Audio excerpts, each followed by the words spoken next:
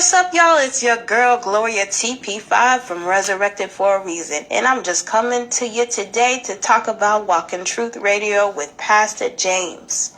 Y'all need to check him out. Seriously, go to Spotify. Because I know many of y'all don't have Anchor.fm. Many of y'all don't have a computer. But you do have a phone, so you can follow him on Spotify. Walking Truth Radio.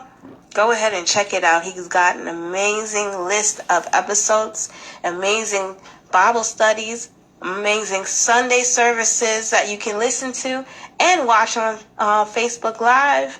And also, don't forget about those daily messages that he sends out to encourage those who want to be part of God's kingdom. Peace and love, y'all. Just remember, God is always on time.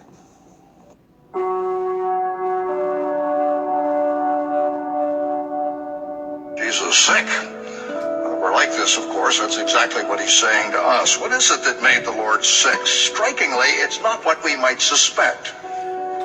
We might say, well, what would really bother him is some false doctrine, but it's not that, dangerous as false doctrine is. He's not disgusted with them because they've fallen into idolatry or compromised with the moral standards of the world, bad as that may be. He is not disgusted with them because they have left their first love. That's what he said to the church of Ephesus, but he didn't say that he was disgusted with that church. All of those things are bad. He challenges the other churches in those areas, but that's not what makes him sick. What makes Jesus sick is that the church was lukewarm, which means that it was sinfully self-satisfied, that it was oblivious to its true spiritual condition. Now, let's look at those. First of all, they were lukewarm. Jesus says, I know your deeds, that you are neither cold nor hot. I wish you were either one or the other. So because you are lukewarm, neither hot nor cold, I'm going to spit you out of my mouth. The nearby city of Hierapolis had well-known medicinal hot springs. The city of Colossae, not all that far away, had beautiful, cold, refreshing water. Laodicea had bad water. And when they tried to bring it in with the aqueduct, as I indicated, it became lukewarm. But although that's the background for these words, you don't need that kind of archaeological trivia to understand what Jesus is saying here. What he's saying is that this church was just nearly dead and lukewarm. The church in Smyrna was hot, flaming with zeal. The church in Sardis was cold like a corpse is cold, but this church in Laodicea was neither cold nor hot. It was alive, but it was sadly apathetic. In Pilgrim's Progress, John Bunyan has a character called Mr. Facing Both Ways. A Christian, yes, I guess, but not passionately. The church in Laodicea was perfectly able to get on with the world around it because it was very much like the world. Somebody once said of another dispassionate person, he is as insipid as the white of an egg. And that's what this church was like. Some people who study Revelation have trouble understanding how Jesus would say that he would rather the church were cold or hot than lukewarm. And of course, it's easy to understand that. A hot church is what you want, of course, a passionate one. A cold church, a dead church, could always be revived. But what do you do with one that's lukewarm and self-satisfied? It's hard to do anything with such people. What Jesus seems to be indicating here is that the best thing he knows to do is spit them out and start over again. How can a body of believers who know the greatest news the world has ever heard become indifferent or be lukewarm in living it out? There only be one explanation. They had drifted so far from Christ that they had lost the joy of their salvation. That's very unnecessary, and yet it's very tragic that many churches are filled with people just like that today, professing Christians, but they have no real zeal for Christ to win anyone to the Savior.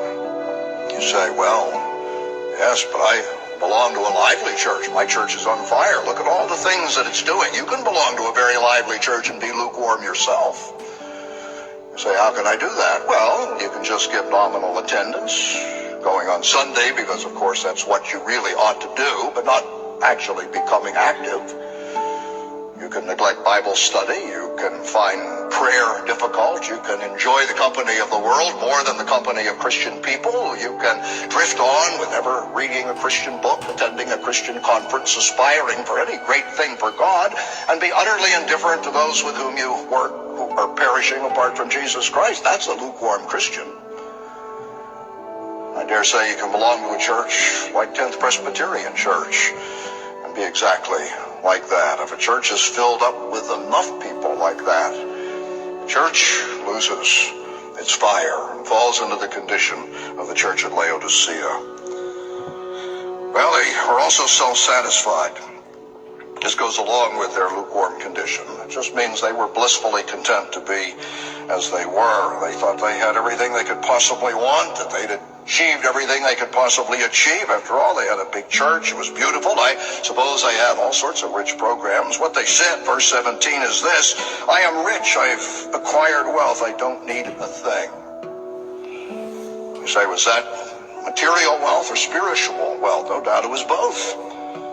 And they probably used the one as proof that they were fine in the other. After all, God has blessed us materially. Look at all the money we have. Look at our budgets. People come, people give. You must be satisfied with this spiritually. And what Jesus says to a church like that is that they didn't understand it at all. They were content in their supposed superiority because of their money, as people who have lots of money often are. But they didn't understand that they were actually poor and ignorant and blind. That's what he says next. They were ignorant of their true condition. They did not realize that they were wretched, pitiful, poor, blind, and naked. In all the Bible, I don't think there's an expression that is more comprehensive as a devastating denunciation of an alleged people of God than that short sentence. Wretched, pitiful, poor, blind, naked. They thought they were rich and prospering, but they were actually poor. They thought they were so well off they should be envied. The whole world should be like them. But Jesus says they were actually to be pitied.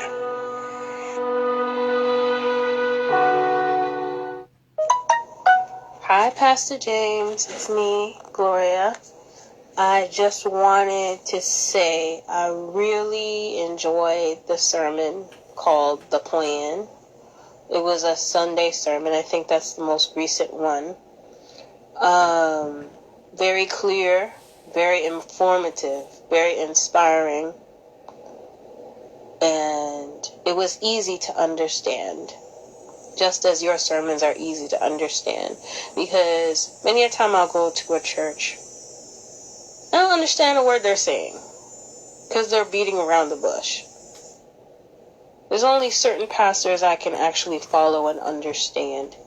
And you're definitely one of them. And the lady that spoke, no, she's not a pastor, but she really made me see some things that I didn't see before. So, amazing.